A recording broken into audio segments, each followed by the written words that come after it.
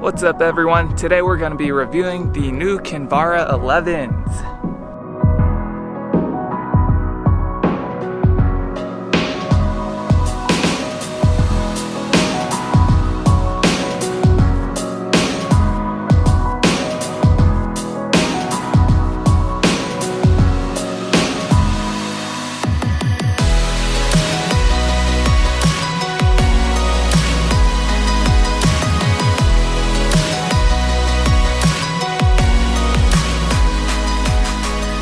I have the one in yellow here, I don't know the precise name, and I have the previous generation as well, which is the Kinvara 10s.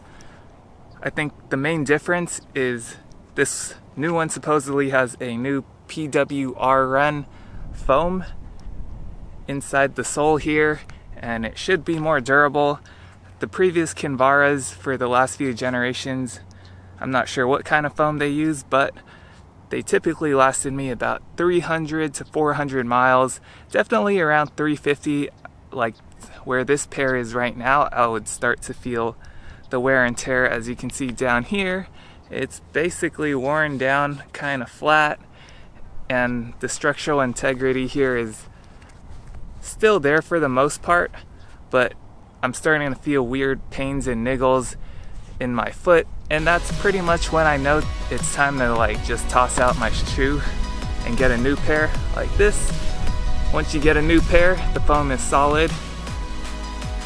Even though all the grip down here is mostly foam, it's still very grippy, especially on the California trails I go on, like around here. It's plenty of grip for that. In the mud, it's definitely not enough. In the coastal areas like down Marin County or the Pacific Coast Highway and some of the more foresty areas, those trails tend to get muddy, especially in the winter and spring, and these soles typically don't do very well, and that's when I'll bust out some real trail shoes. But otherwise, Kinvaras are my go-to everyday shoe I use for everything. So I think my favorite part is the 4mm drop, which the last generation had as well. And what's great about that is it's not totally flat, so it's not zero drop like Ultras and barefoot shoes, but at the same time it's not your typical 9-10mm drops, which I find to be very steep. So that's why I really gravitate towards the Kinvaras. And the other point I like about Saucony is it's fairly wide. It's not super wide, but it's wide enough for my foot. I've noticed in this generation, however, it's been getting a little bit narrower, so my pinky toe has been pushing up against here.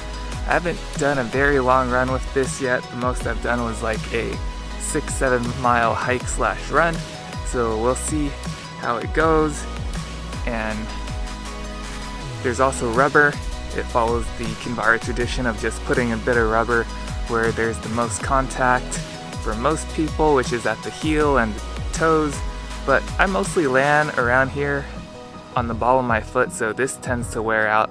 I think they should put rubber here just for me. If I was designing the shoe, I'd move this down. Otherwise, it's good. The top is a nice mesh. It's breathable. Shoelaces remain the same.